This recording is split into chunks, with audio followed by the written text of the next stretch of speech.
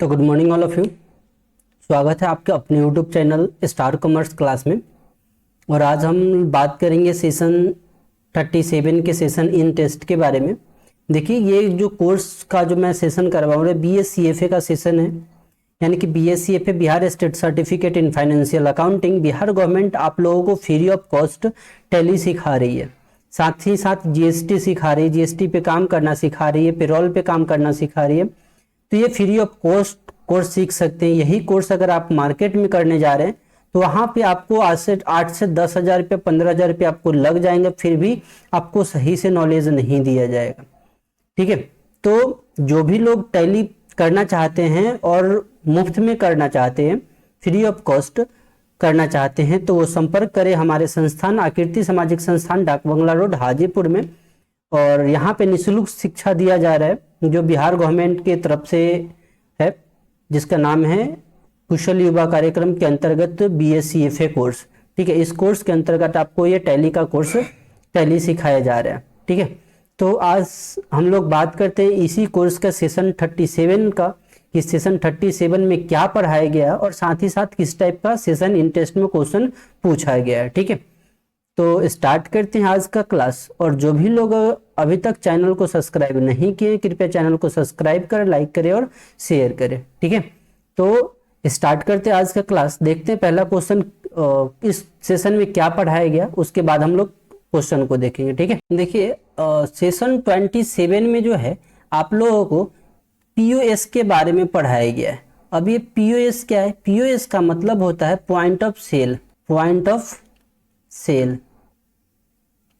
ठीक है, point of cell का मतलब होता है ऐसे दुकान जहां पे हम लोग सेल कराते हैं, बिलिंग अलग करवाने जाते हैं, वहां पे चेकआउट वगैरह होता है। इसके लेकर के हम लोग पॉइंट ऑफ सेल का यूज करते हैं। ठीक है, कि कितना सामान हम लोग खरीद रहे हैं। ये एक कंप्यूटर, जैसे हम लोग नॉर्मल दुकान में जाते हैं तो क्या होता है, हम लोग सामान खरीदे, उसका बिल लेकर के चले। वही अगर मॉल वगैरह में जाइएगा तो सामान वहां पे लीजिएगा, बिलिंग अलग होगा, फिर आप जाइएगा तो वहां पे गेट के पास चेकआउट भी होगा, चेक किया जाएगा कितना सामान बिका, कितना आप लेकर के जा रहे हैं, कितने का आपके पास बिल है, ये सब चेकआउट होता है। तो पॉइंट ऑफ सेल जो है वो बहुत जगह यूज किया जाता है, मॉल वगैरह में या फिर बड़े लेवल का जो बिजनेस हो, उस समय ये पॉइंट ऑफ सेल का यूज किया जाता है। ठीक है, तो पॉइंट ऑफ सेल के बारे में ही इस सेशन में आप लोगों को पढ़ाया गया। ठीक है, तो इससे रिलेटेड क्वेश्चन पूछा गया। पॉइंट ऑफ सेल का एक पूरा फुल वीडियो मैं आपको दूंगा।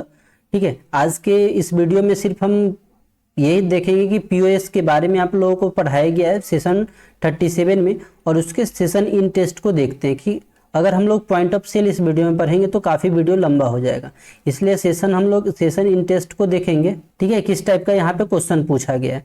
तो आप लोगों के बीच पहला जो क्वेश्चन पूछा गया है, चलिए आपका पहला क्वेश्चन है, if the POS transaction value, यानी कि पॉइंट ऑफ सेल जो आप कर रहे हैं, सेल का जो वाउचर बन रहा है, ट्रांजेक्शन हो रहा है 5400, यानी कि 5400 का ट्रांजेक्शन हो रहा है, and the cash receive by the buyer. अब देखिएगा, बायर के द्वारा जो कैश पैसा रिसीव किया जा रहा है, यानी कि जो कस्टमर है आपका वो रिसीव कर रहा है, कस्टमर आपका पैसा दे रहा है, जो आप रिसीव कर रहे हैं वो अमाउंट जो है 5500, यानी कि 5500 रुपया आपको दे रहा है, यानी कि 5400 का आपका सामान खरीद रहा है और 5500 रुपया दे रहा है।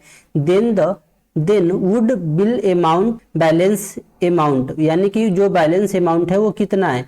तो ये तो सिंपल सा क्वेश्चन, यानी कि आपने 5500 का सामान, आपको पैसा मिला, आपने 5400 का सामान बेचा, तो बचा हुआ कितना है 100 रुपया। तो ऑप्शन यहाँ पे C हो जाएगा, यानी कि जैसे कैश काउंटर खोलेगा, वहां से 55 का बिलिंग होगा तो 100 रुपया वहां से आपको वापस करके मिल जाएगा। ठीक है, तो ऑप्शन C हो जाएगा। अगला क्वेश्चन है, which of the transaction is suitable for the POS transaction. किस टाइप का ट्रांजेक्शन POS में सुइटेबल होता है, यानी कि POS सिस्टम के लिए सही होता है। ठीक है, तो cash cell, credit sale, cash purchase और credit purchase.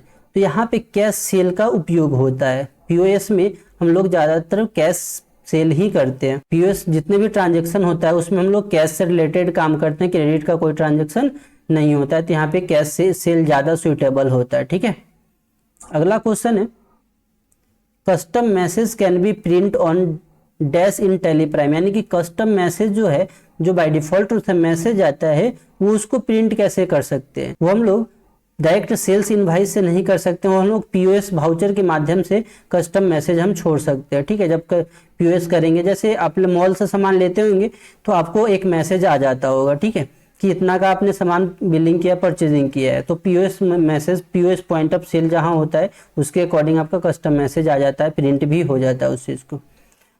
All the POS voucher are reported under dash. POS voucher जो है कहाँ रिपोर्ट होता है, पीओएस वाउचर रिपोर्ट कहाँ होता है, तो पीओएस जितना भी वाउचर होता है वो पीओएस रजिस्टर में रिकॉर्ड होता है, रिपोर्ट होता है। ठीक है, तो ऑप्शन नंबर यहाँ पे ए हो जाएगा। अगला क्वेश्चन है the POS register reported display in dash. POS register जो होता है उसमें क्या क्या डिस्प्ले किया जाता है, तो वहाँ पे वाउचर डेट डिस्प्ले किया जाता है, वाउचर किस टाइप का है वो भी डिस्प्ले किया जाता है, पेमेंट का मोड किस टाइप से आपको पेमेंट मिला है, कैश मिला है या फिर ऑनलाइन मिला है या फिर कार्ड से हुआ है, ये पेमेंट मोड होता है, या तीनों शो करता है। तो ऑप्शन नंबर जो आपका हो जाएगा वो डी हो जाएगा। ठीक है, ऑल ऑफ द एबव। ठीक है, अगला क्वेश्चन है POS register report be extract under dash, यानी कि पीओएस रजिस्टर जो है किसको एक्सट्रैक्ट कर रहा है, तो पीओएस रजिस्टर जो है वो अकाउंट बुक को एक्सट्रैक्ट करेगा। ठीक है, अकाउंट बुक को आपको एक्सट्रैक्ट करेगा। अगला क्वेश्चन कह रहा है the POS register report can be reported, यानी कि पीओएस रजिस्टर जो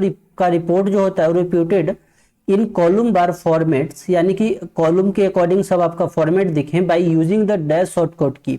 तो वहां से किस टाइप का शॉर्टकट की है, उसका शॉर्टकट की क्या होता है, जो कॉलम बार फॉर्मेट आ जाता है तो उसका शॉर्टकट की जो होता है वो F8 होता है। तो ऑप्शन नंबर आपका डी हो जाएगा। ठीक है, अगला क्वेश्चन है टू व्यू और detail POS voucher under the POS register report in the user should be press dash, यानी कि पीओएस रजिस्टर का जो डिटेल व्यू आपको करने के लिए, आपको अगर व्यू डिटेल में अगर देखना है उसको, तो आप क्या प्रेस कीजिएगा, तो वहां से जो है आपको कंट्रोल के साथ F8 प्रेस करना पड़ेगा, तब आपको डिटेल व्यू वहां से मिल जाएगा पीओएस रजिस्टर में। जब हम लोग कंट्रोल के साथ F8 प्रेस करेंगे तब उसका पीओएस रजिस्टर का डिटेल व्यू हम देख सकते हैं। ठीक है, अगला क्वेश्चन है What is the significant of the payment field in POS voucher, यानी कि कौन सा सिग्निफिकेंट पेमेंट जो है वो फील्ड होता है इन POS वाउचर में। ठीक है, तो पहला ऑप्शन है it record the payment made by the vendor, वो वेंडर के द्वारा पेमेंट मेड किया जाता नहीं, it's record the payment dictated from the customer, जो कस्टमर देता है उसके अकॉर्डिंग हमने करना होता है। तो ऑप्शन नंबर यहाँ पे बी हो जाएगा। ठीक है, क्योंकि पीओएस रजिस्टर आप सेल कर रहे हैं ना, सेल कर रहे, परचेज तो नहीं कर रहे, जो आप परचेज तो आप नहीं कर रहे, जो आप पेमेंट कीजिएगा, आप तो रिसीव करना है तो आप कस्टमर से रिसीव कीजिएगा, तो उसी के अकॉर्डिंग यहाँ होता है। तो ऑप्शन नंबर आपका बी हो जाएगा। ठीक है, अगला क्वेश्चन है which of the following statement, आपका कौन सा स्टेटमेंट है in correct for the POS voucher in tally prime, POS voucher के लिए कौन से स्टेटमेंट जो है करेक्ट है, तो ऑप्शन नंबर यहाँ से आपका ए हो जाएगा। The voucher should be use the POS voucher, POS voucher जो हम लोग यूज करते हैं to record voucher class, to record the transaction voucher class के अकॉर्डिंग हम लोग करेंगे। तो ऑप्शन नंबर आपका ए हो जाएगा। ठीक है, तो आज के लिए इतना ही, फिर मिलते हैं नेक्स्ट वीडियो में। चैनल को सब्सक्राइब नहीं किए कृपया चैनल को सब्सक्राइब करें, लाइक करें और शेयर करें। धन्यवाद।